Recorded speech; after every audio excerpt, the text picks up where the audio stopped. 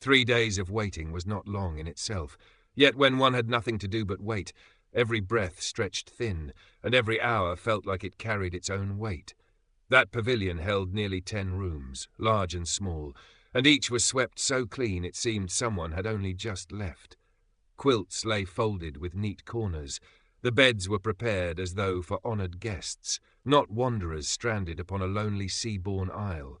It was difficult to believe this was a deserted island with but a single inhabitant. Yet in the 2 days they stayed there, they truly did not meet a second person. Even Mo Yi had vanished without a trace. Those who came and went through the pavilion were mostly beasts and birds. Monkeys strode upright like men, their eyes bright with uncanny wit. Cranes arrived with wild fruits clasped in their beaks, as if delivering tribute. Little squirrels darted in circles around Sikong Chanluo and Yeruoyi, so excited they nearly tumbled over their own tails. The creatures here possessed a spirit unlike those on the continent. More than once, they seemed to understand human words and respond in their own way.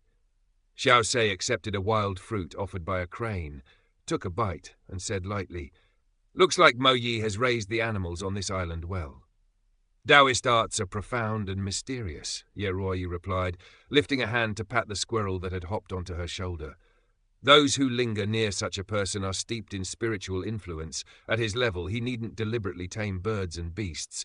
So long as they remain by his side day and night, they naturally gain spirit." Lei Wuji glanced at the squirrel with open envy. "Miss Ye, you understand Taoist arts?" Yeruoyi smiled gently at him. "I was born with a congenital defect, so I could not cultivate orthodox Taoist methods. By heaven's arrangement, the state preceptor taught me certain secret arts, and since I often listened to him speak of such matters, I learned a little." A sudden, tender warmth bloomed in Lei Wuji's chest. He could not help but grin foolishly back at her. Xiao Sei, however, only frowned faintly, his gaze sharpening. "Ruoyi, a few days ago you said Mo Yi and Qi Tianchen have similar qi. Could Mo Yi have also come from the Directorate of Astronomy?" Ye Ruoyi shook her head. Before the state preceptor entered the Directorate of Astronomy, he was the disciple of Qingfeng Daoren, a cultivator of Huanglong Mountain. I once heard him say that Qingfeng Daoren accepted a young disciple in his later years, an extraordinary talent whose abilities surpassed even the state preceptor's. Qingfeng Daoren pinned great hopes upon him, and he brought this last disciple 3 times to seek an immortal's fate. That child's growth was frighteningly swift. Qingfeng Daoren had 69 disciples, and in only 3 years, that child's cultivation ranked second in the sect, just beneath the state preceptor. Yet at the time, the state preceptor had cultivated Taoism for 16 years. That disciple had cultivated for only 3, and he was 9 years old. 9? Lei Wuji blurted, stunned. "Yes, 9, Yeruoyi said, her voice steady. "By the way we speak now, the state preceptor would have entered the unfettered heavenly realm back then. He reached the heavenly realm at 9. In all of Bailey, no one has achieved such a realm. If he had remained in Bailey, he would surely have stood first beneath the sky. Yet he insisted on going out to sea to seek an immortal's fate, to cast the mortal world behind him and become a true immortal. Qingfeng Daoren could not stop him, so he accompanied that disciple out to sea, but he never returned." Xiao Sei's fingers paused upon the fruit as he weighed the words. He was only a 9-year-old boy. Why would he cling so fiercely to becoming an immortal? It was said that when the boy became Qingfeng Daoren's disciple, he asked his master a question. Yeruoyi answered. "What question?" Xiao Sei asked. He asked, "If I cultivate Taoism, will I be able to bring my little sister back to life one day?" Qingfeng Daoren replied, "I cannot, but that does not mean that in the future you cannot." Xiao Sei slowly set the wild fruit down. So his reason for cultivating Taoism and seeking immortality was to revive his sister. His eyes narrowed. "And that boy is Mo Yi now? Then what of Qingfeng Daoren?" "The state preceptor said that when Qingfeng Daoren left, he was already 112, Yeruoyi said softly. "Aside from that final disciple, he had no other ties in the mortal world. If my guess is correct, after so many years, he has likely already passed on." Lei Wuji's brows knitted. What he said about changing a fate decreed by heaven, he meant reviving his sister. But she has been dead so many years. Even her bones would have scattered to who knows where. How could she be brought back? Birth, aging, sickness and death are heavenly law, Ye Ruoyi said, her tone turning grave. To forcibly reverse life and death is the demonic path. It is a great taboo among immortals. Then she turned to face them all, her gaze unwavering, her words firm as a sword laid flat upon a table. But Xiaosei's injuries must be cured, and we have no other road to walk. What comes next? You must listen carefully. Tomorrow is our only chance. Cloud and fog curled around the summit of the immortal mountain. In white robes, Mo Yi stepped between mist and water, as though the world itself had lifted him. So fantastical, so distant, he seemed a being not born of dust. He stood with hands behind his back, gazing into the heavens, and laughed softly. Mei, we can finally meet again. When he bowed and acknowledged his master at 6, his conviction was already unshakable. Afterward, he became the most gifted disciple of Huanglong Mountain.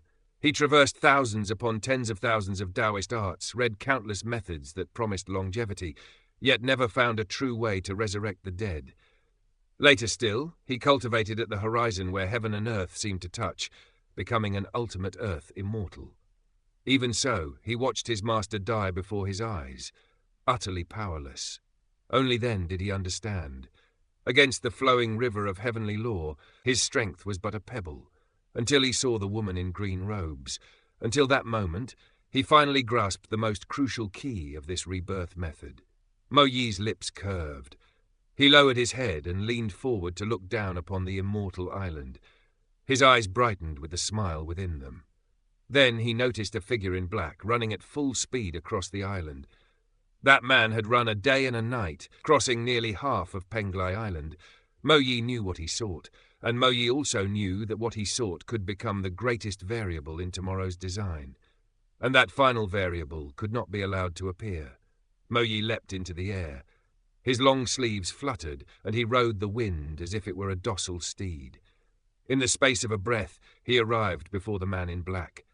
The man was Tang Lian, who had been searching like a madman across the island for any trace of Baili Dongjin.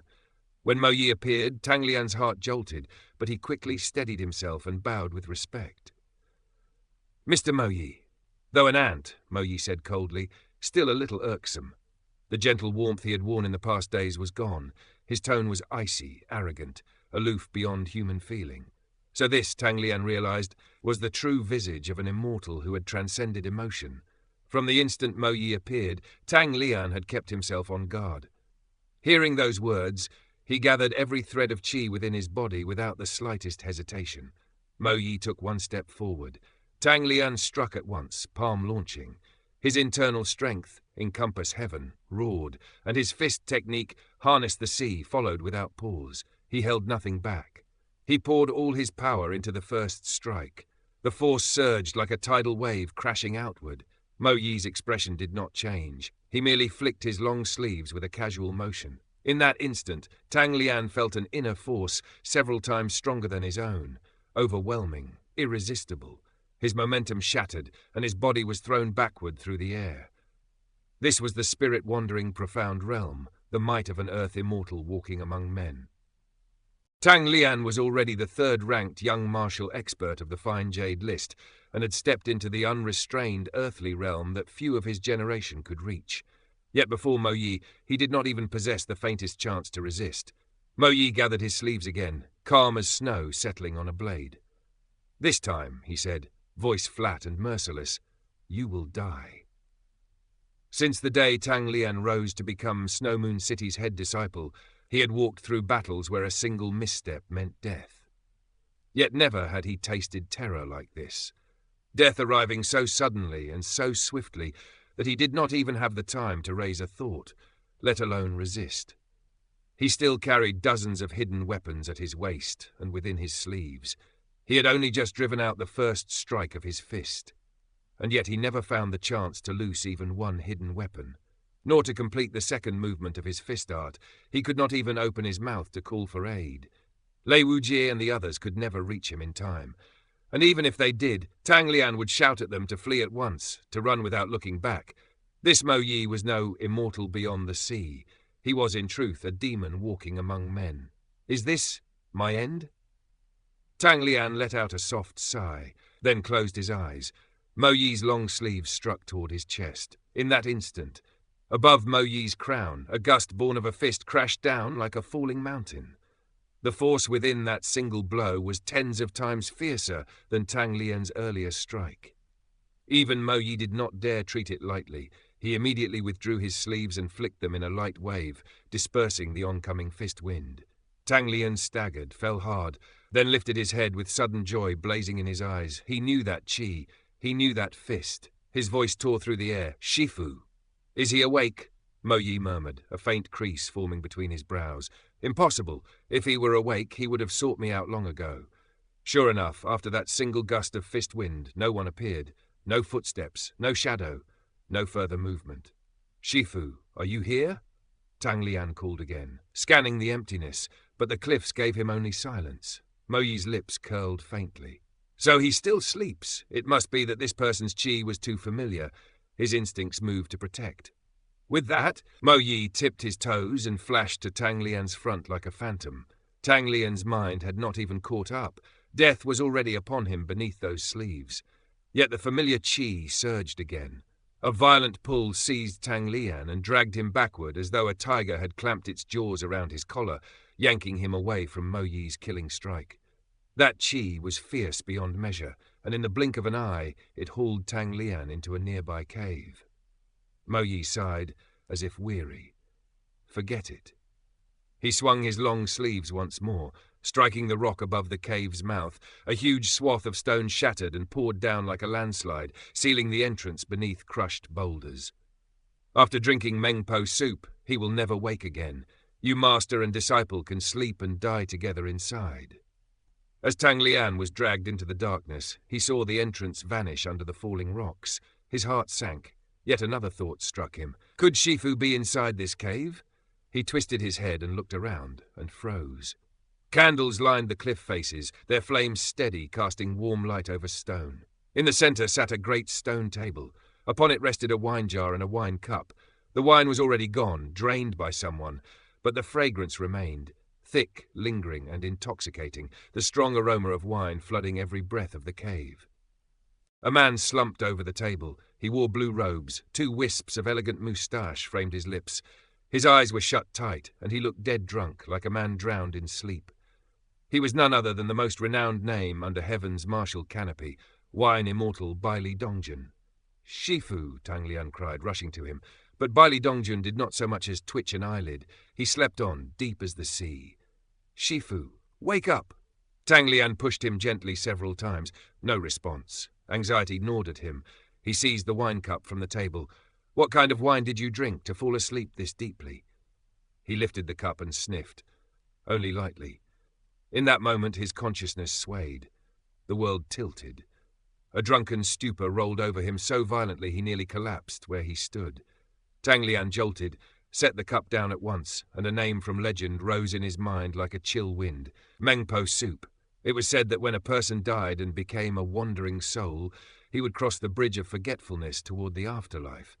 At that bridge, Granny Meng would wait in silence, bowl in hand, offering Mengpo soup. In life one suffered countless hardships. After drinking it, relief would come, and all ties to the former life would be severed, closure clean and final. But to Bai Li Dongjun, Mengpo soup was the most fantastical wine in all the world. It could cast one into a grand dream. Within that dream, what had long been forgotten could be remembered again. Those who had already left could return. One could sink into that perfect illusion, keep dreaming and dream on until death arrived for real. Some people did wake. Yet upon waking, they forgot everything that had happened and began a brand new life as if reborn. He had once spoken of a final missing ingredient for this wine. Now it seemed he had found it here. But would he ever wake from such a grand dream? Who are you? You don't know who I am. My father is Bai Li Chengfeng. My mother is Wen Luoyu. Everyone in this city knows who I am. You heard my question wrong, the voice said. I asked, who are you? Who am I? Are you asking my name? My name is Bai Li Dongjun. Dongjun? A fine name. Dongjun hears the rainfall sounding like beautiful clinkling. The blue carriage spends most of its time travelling the 9 passes. He sends a letter to heaven, tens of thousands of miles away. The spring breeze has yet to arrive in the human world. Do you know this poem? Never heard of it. It is a poem from our hometown. In our hometown, Dongjin refers to the god of spring. The god of spring represents hope. Is your hometown beautiful? It already sounds beautiful just hearing the poem. It is truly beautiful, yet it is nothing like the poem. There is no spring there. Snow falls through all 4 seasons. Sometimes it is indeed beautiful, but most of the time it only makes people feel lonely. We look forward to the sunshine that spring will bring. When that time comes, we can return to our homeland. So, can I help you? Silly boy, your name is Dongjin, but you are not really the god of spring. I am leaving now. If fate allows, we will meet again. How do I find you in the future? That will not be easy. My movements are quite restricted. How about this? Become someone very famous. When the time comes, I will know where you are. I will come to you. Okay.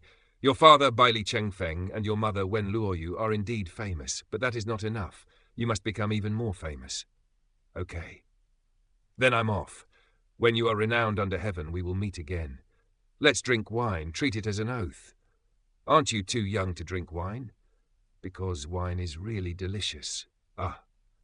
Tang Lian saw Bai Li Dongjun's lips curl into the faintest smile. Bai Li Dongjun had been trapped in this grand dream for 10 days now, and at last he was dreaming of the story's beginning. That year they met for the first time. He was 12, a notorious little overlord in Qiandong City, from his grandfather, the Marquess of the Western Garrison, to the restaurants and hawkers along the streets. Everyone was terrified of him. And she was 15. Whenever she appeared in a city, she shimmered like a pearl. Her beauty left all who saw her stunned, yet she had never spoken to anyone until she met him. At that time, it was still 10 years before the reunion between the wine immortal who would awe the martial world and the daughter of the Emperor of Northern Quei. 10 years later, in Snow Moon City, when the sky was filled with camellia blossoms, they met again, and the grand dream was another 10 years. Shifu, Bai Li Dongjun asked upon the city wall, his voice bright as spring steel, I have taken first place on the fine jade list for 5 years in a row. Does that mean my name is now known beneath heaven? Li Changsheng merely waved a sleeve, smiling as if at a child's game. The fine jade list, a toy to coax youngsters into trying. Then what must I do, Bai Li pressed, eyes sharp, to be truly renowned under heaven? To be renowned, Li Changsheng said lightly, you must become an ultimate expert under heaven, set foot upon the ultimate experts list. The ultimate experts list? Bai Li's lips curved. Fine, I'll get on it. Li Changsheng raised a brow. You're only 22, and you already speak of the ultimate experts list? When I left Qiandong City, Bai Li replied without flinching, they didn't think I could take first on the fine jade list either. As expected of my disciple, Li Changsheng laughed softly. Disciples of I, Li Changsheng, must have lofty aims. What I have isn't aims, Bai Li said, almost blunt. It's a declaration, Shifu. Aims are useless. Just do it. It was the most beautiful season in Snow Moon City. Camellia blossoms filled the sky like drifting red clouds. Master and disciple stood upon the city wall, gazing at the magnificent scene, their words unhurried, as if the whole martial world's storms could not reach this height. Yet far away, along the road dusted by petals, a man in a hat rode a maroon horse toward them, an envoy of Baishao Hall. The disputes of Jianghu might come and go, but the golden lists decided martial fame. Here comes your 6th first ranking, someone murmured below. It'll be a heroic tale. It's just a heroic tale, Bai Li answered, as if fame were merely another cup set on the table. All the disciples of Snow Moon City crawled out of their nests. In the past, Snow Moon City had only been a martial city with an elegant name. Though a few legendary fighters stayed within its walls, it could not be mentioned in the same breath as Unrivaled City, Lei Clan Fort, and the others. But in these recent years, one disciple, Bai Li Dongjun, had ranked first on the fine jade list again and again, pressing down upon the disciples of Tang Clan, Lei Clan Fort, Unrivaled City, making them feel both ashamed and restless. Will little Bai Li take top rank again this year? Will Snow Moon City have anyone else on the list this year? Where's the City Master? Will the City Master have a chance to enter the 2nd tier of the Ultimate Experts list this year? The envoy bearing the golden lists lifted his head and looked up, toward Bai Li Dongjun and Li Changsheng on the highest point of the city wall. Li Changsheng's smile deepened by a thread. Go ahead. Bailey Dongjun leapt. He stepped through falling camellias as if treading on clouds, petals brushing his sleeves like applause from heaven itself. He took the golden lists from the envoy, then with a swift tug pulled the long golden scroll sideways. In an instant it unfurled, shining like a drawn blade, and every disciple stared until their eyes ached. They searched the names one by one, but did not see their own. "Find Jade list top rank," someone read, voice cracking. "Tang clan, Tang Lianyue. What about Bailey? Where's Bailey? Ultimate experts list. Ultimate experts list, 4th tier, no, 3rd tier, 3rd tier." The shout became a roar. "Snow Moon City, Bailey Dongjun. 3rd tier." Disbelief rippled. First time he enters the ultimate experts list and he goes straight into the 3rd tier? Bailey Dongjun drew his hand back and rolled the golden lists up again as if putting away a weapon. Then he lifted his face toward his master. "Shifu," he said, the words steady but his chest unexpectedly tight. "I'm now renowned under heaven." Li Changsheng shook his head, amusement in his eyes. "This Shifu was only playing you. In recent years, there aren't many left in Jianghu more famous than you.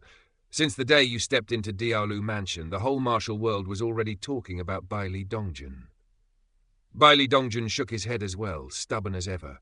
"But I made an agreement with someone. On the day I become renowned under heaven, she will come look for me." Li Changsheng's gaze drifted into the distance, mild as moonlight. "Looks like she's here." Bailey Dongjun snapped his head around. Through the falling flowers and scattered leaves, a fine carriage drawn by a white horse approached. The Bai Xiao Hall envoy turned aside at once, gently flicking his whip and yielding the road. Not only him. Everyone moved aside unconsciously, making way as if compelled by an unseen dignity. They did not know who sat within, yet at this moment they simply felt they should not stand in the path. Because Bailey Dongjun stared at the carriage without blinking, and no one had ever seen such an expression on his face. This peerless youth who always mocked worldly rules, who was forever drunk and seemed to care for nothing under heaven, right now looked as if sparks had lit within his eyes. The carriage stopped. The attendant holding the reins rose and drew aside the white curtain. Necks stretched, breaths held. Who could be inside? Bailey Dongjun stood rooted, suddenly at a loss. He rubbed his hands, a nervous habit that betrayed him, and his gaze slipped away, then returned, then slipped again. A woman stepped from the carriage. She moved lightly, as if the world itself feared to disturb her. Her foot touched a camellia blossom, and she straightened her back with effortless grace. A faint smile curved her lips. Her magnificence was incomparable. She walked forward, step by step, until she stopped directly before Bailey Dongjun. Only then did Bailey force his eyes to stop evading. He looked at her, truly looked. It was like the first time they had met, and yet not. Compared to 10 years ago, she was even more beautiful, as though time had polished her into something rarer. It's been a long time," Bailey Dongjun said, and to everyone's shock he stuttered. "It's been a long time." The woman returned a beatific smile. "You're more beautiful than before," Bailey blurted, honest and awkward. She lifted her chin slightly. "You're a lot taller than before, too." "I've already entered the ultimate experts list," he said quickly, as if reporting a victory to the one person who mattered, "and I fulfilled our agreement." "So I've also come," she replied, calm as still water, "to fulfill the agreement and see you." Now that they had met, then what? It seemed neither of them had thought beyond this moment. All the Snow Moon City disciples, the Bai Xiao Hall envoy, and City Master Li Changsheng watched them, breathless. What else could they do? At last, the woman spoke, her voice gentle. "I heard your wine brewing skills are the best under heaven. I'd like to taste your wine." "All right." The knot in Bailey Dongjun's chest loosened the instant wine was mentioned, as if his soul had found familiar ground. "Do you want the 12 ultimate cups, Sangluo, Xinfeng, Juyu, Songlao, Chang'an, Tusu, Yuanzheng, Guihua, Dukang, Songwu, Shengwen, Banru, or the 7 cups of starry night wine, Tianshu, Tianshuan, Tianji, Tianquan, Yuheng, Kaiyang, Yaoguang? They're all brewed and ready to drink." "Since I'm here in this city," she said, eyes bright beneath the petals, "I want to drink Windflower Snow Moon." Bailey Dongjun looked up at the sky. He nodded and smiled. "The moon is right tonight. You can drink it." "Windflower Snow Moon?" she asked, all 4 together. "We're only missing the snow on Kangshan." Bailey reached out and offered his hand. "Come with me to pick it." She placed her hand in his. In the next heartbeat, Bailey Dongjun leapt toward Kangshan, carrying her away like a gust of spring wind, leaving behind a crowd of dazed disciples who could only gape at the empty space where the two had stood. "By the way, Gigi," Bailey called as they vanished into the distance, as if suddenly remembering the most important detail. "What's your name? I forgot to ask 10 years ago." "My name is Yue Yao." On the city wall, Li Changsheng watched them disappear and muttered under his breath, "Daughter of the Emperor of Northern Kei. Shifu, Shifu." Tang Lian, seeing Bailey Dongjun still sleeping and murmuring, thought he was about to wake. He couldn't help calling softly. But Bailey Dongjun's eyes stayed shut, his brows relaxed, as if he were dreaming something beautiful. In his dream, that was the second time they met. Afterward, whenever Bailey Dongjun recalled that meeting, he would always feel a little upset. Why was the first thing he said so pathetic? Why, even though he was already in the third tier of the ultimate experts list, was he still as nervous as a child? Yet when he remembered the ending, he would always smile to himself.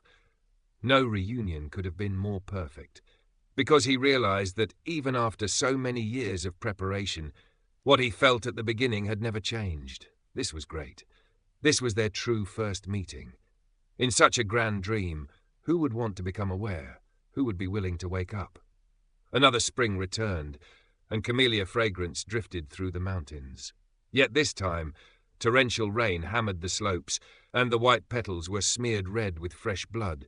Everything looked the same, yet everything had already changed.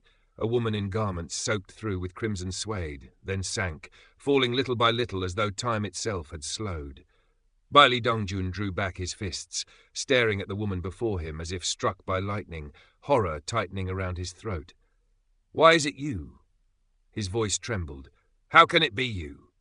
She watched the blood upon her body spread and deepen, but no pain crossed her face, only sorrow, only that faint, broken smile. Her gaze never left him. "You killed me. You killed me again, and again." A dull ache stabbed at Bailey Dongjun's head like a needle pressing into his spirit. What went wrong? What went wrong so quietly, so imperceptibly? Why would he raise his hand against her? And why did she say, "again"? "Have you forgotten?" Yue Yao still smiled. "I am already dead. I died many years ago, and I died because of you. Doesn't all of this feel familiar? We met and we reunited. All of it is familiar, isn't it? Because we're inside a dream." She lifted her hand and brushed Bailey Dongjun's cheek, gentle as drifting petals. Tears spilled from him without permission. "You knew from the beginning? You drank Mengpo soup."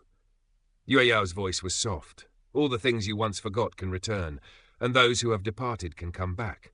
She rested her palm lightly over her chest, and the blood stains there slowly faded, as if the dream itself were rewriting fate. Everything can be changed. Bailey Dongjun stared at the scene, astonished, words swallowed by his throat. "Will you wake up?" Yue Yao asked quietly, "or will you keep sinking into this magnificent dream?" Bailey Dongjun nodded, as if clinging to the last thread of warmth. "I want to live in a world where you will always be there. I've waited so long for this day." "Silly man." Yue Yao sighed, and her eyes carried the weight of distant years. "I'm already dead. I'm no longer in this world. Life is a grand dream, anyway. After you die, that is the Great Awakening. We will meet again one day, but not today. You should wake up now." "No, I don't want to wake up." Bailey Dongjun shook his head hard. "After I wake, after drinking Mengpo soup, I'll forget everything. Then let that day become a new beginning. Isn't that wonderful? I used to think so too." His voice thinned, stubborn and bleak. "But then I met you again, and I don't want to wake up. A world that has Bailey Dongjun and a world that doesn't have Bailey Dongjun, they're almost the same. It makes no difference. You're already grown." Yue Yao's tone turned firmer, like a blade's back pressed to the heart. "You're not that child from back then anymore. Don't say such willful words." She waved her hand lightly, and the blood stain began to spread again. Creeping back over her clothes, she stepped closer. "Life is a grand dream, and death is the Great Awakening. When we meet again, I hope you—" Her voice caught for a breath, then hardened into a vow. "Won't regret it." Yue Yao extended her hand and shoved with force. Bailey Dongjun's body tipped backward at once, falling into the depth behind him. He flung out his right hand, desperate to seize hers, to keep her from vanishing. Yet in the end, his fingers closed on nothing but empty air. Yo-yo! One's lifetime is a grand dream. Yet how many cold autumns can a heart endure? How could a reunion end in tragedy yet again? And why did she warn him not to regret it? Didn't she know how regret had gnawed at him year after year, never easing, never dying? Bailey Dongjun jolted upright, eyes snapping open, tears streaming without pause. The reunion in his dream felt as near as breath, yet now he was back within the hollow silence of an empty cave. Despondency welled up, except I didn't forget. Bailey Dongjun stared at his right hand and murmured, "Why do I still remember everything? Is the legend wrong, or—" Shifu. Tang Lian stood to one side, watching as Bailey Dongjun finally woke. Shock crossed his face first, then hesitation. He could sense Bailey Dongjun's mind was still unsteady, and he did not know whether to speak. Bailey Dongjun turned his head, looked at Tang Lian, and started. "My disciple, why are you here?" "I came to look for you," Tang Lian replied in a rush. "Look for me? How did you know the way here?" Bailey Dongjun frowned, puzzled. "Senior Confucian Sword Immortal told us." Tang Lian's voice tightened with urgency. "Also, the situation is critical. Xiao Sei and the others may be in danger right now." "Xiao Sei?" Bailey Dongjun's brow drew together. "You mean Xiao Chuhei, the one who came to Snow Moon City that day? Why did he come here? To heal his damaged meridians?" "Yes, but Mo Yi. Mo Yi has fallen and demonized." Bailey Dongjun spoke low, each word heavy. "He has stepped into a ghost immortal realm. We call him an immortal, but he is, in truth, a ghost. I meant to help him drive out the demon, but he deceived me first, into drinking this cup of Mengpo soup. Then we truly must get to them right now." Tang Lian looked toward the cave entrance, blocked by fallen rocks, frowning. "Besides Xiao Sei, Lei Wuji from Lei Clan Fort, General Ye's daughter, Ye Ruoyi, and Chanluo are also there with him." "Do you even know what kind of place this is?" Bailey Dongjun glanced at him sidelong, lips curling into a wry line.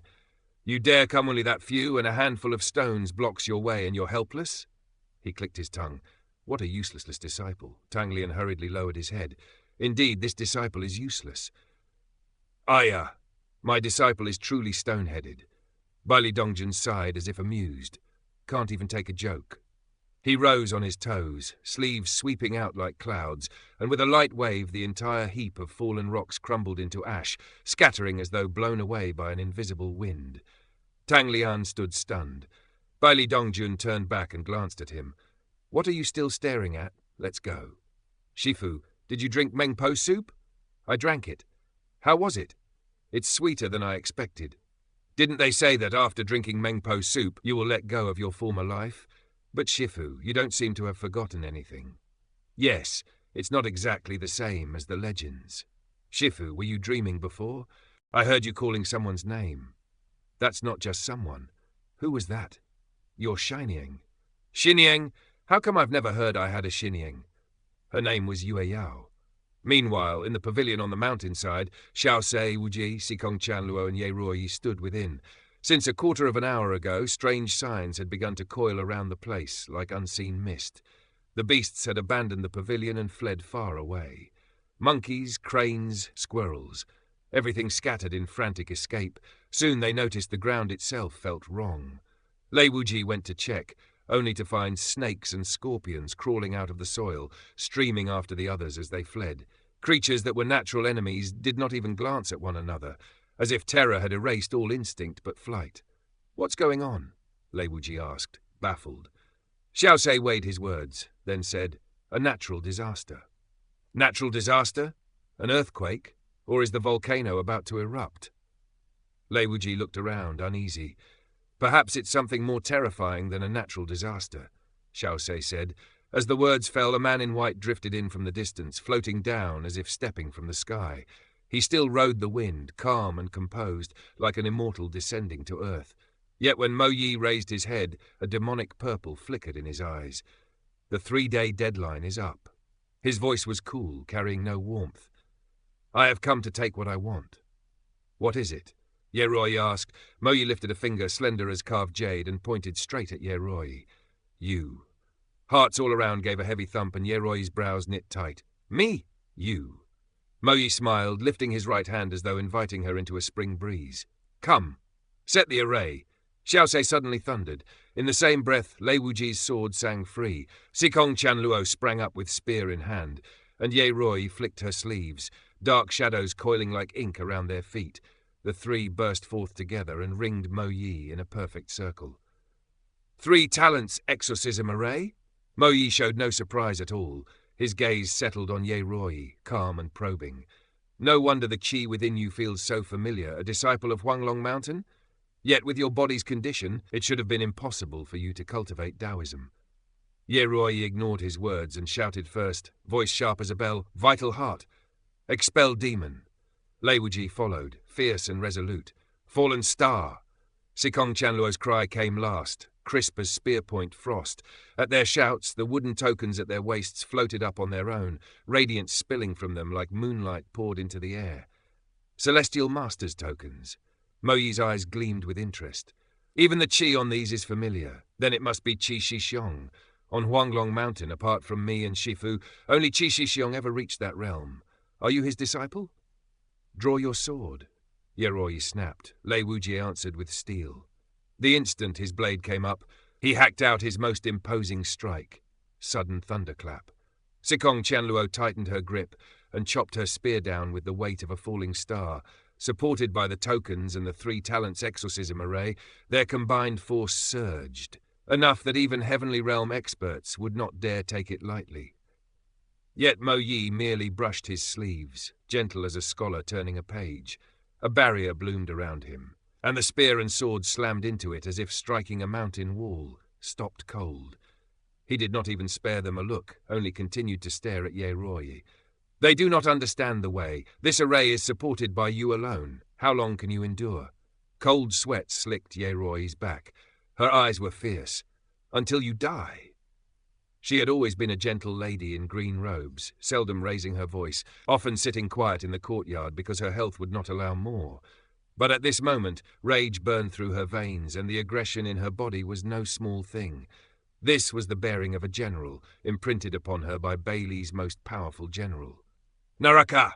Ye Roi uttered 2 words, final as a verdict. Her figure vanished like smoke snatched away by wind. Interesting.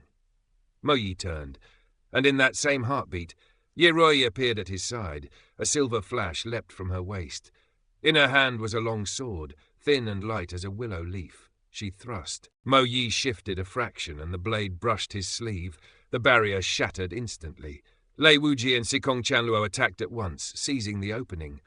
Mo Yi rose lightly and placed the tip of his toes upon Sikong Chanluo's silver moon spearhead, as though stepping onto a dew bead.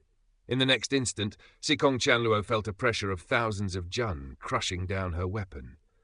She tried to wrench free. Mo Yi sprang again. She had no choice but to release her grip. Staggering back several steps, as Mo Yi leaped up, he swept his long sleeves toward Lei Wuji.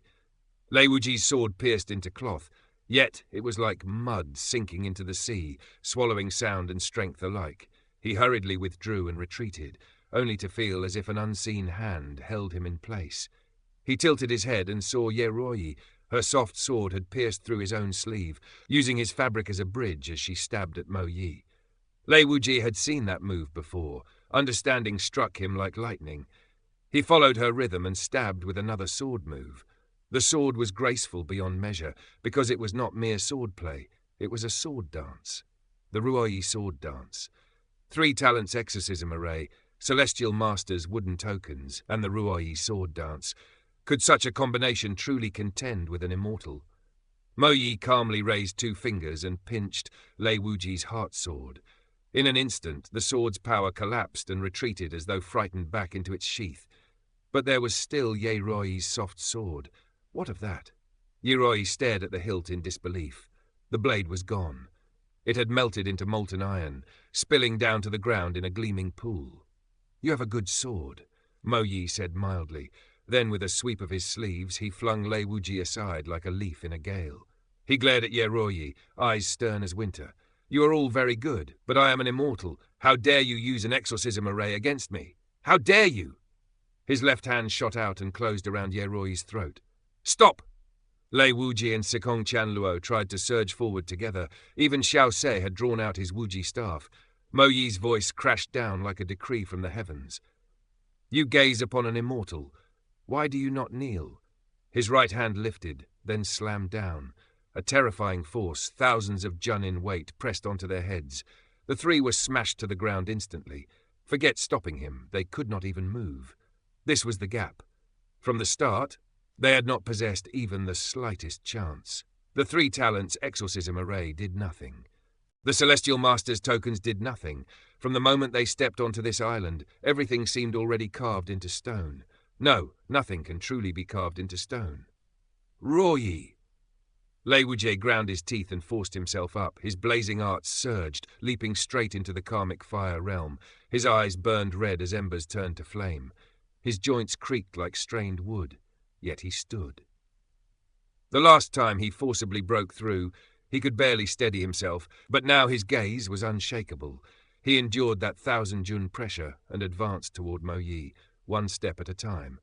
Mo Yi's brow furrowed slightly. You forced yourself into the unfettered heavenly realm? Go to hell! Lei Wuji roared, springing up and thrusting his sword at Mo Yi. His swordsmanship had been taught by the Snow Moon Sword Immortal, the coldest sword in the world, 8th month's flying snow. The blade pierced through Mo Yi's shoulder, yet no blood flowed. Mo Yi's eyes sharpened. He nodded once. You are very good. But still not good enough. Lei Wuji's pupils dimmed at once. He pulled out the heart sword, staggered back a few steps and fainted where he stood. What are you intending to do? Ye Roi asked, struggling against his grip. Mo Yi waved his right hand. In the far distance, countless boulders rose into the sky. He pressed down and they crushed into powder, sweeping from mountainside to seashore like an avalanche of dust. He waved again.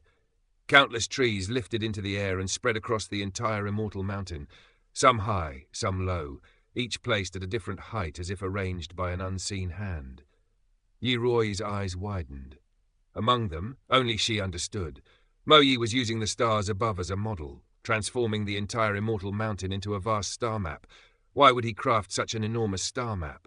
Mo Yi turned and looked toward the cliff that pierced into the clouds. He leaned close and whispered to Ye Roi, voice soft, almost intimate with secrecy. You must be very curious now. What am I doing? You will find out very soon. He took Ye Roi and leaped, landing atop the pavilion's highest point. He raised his right hand and made several swift, precise movements toward the cliff.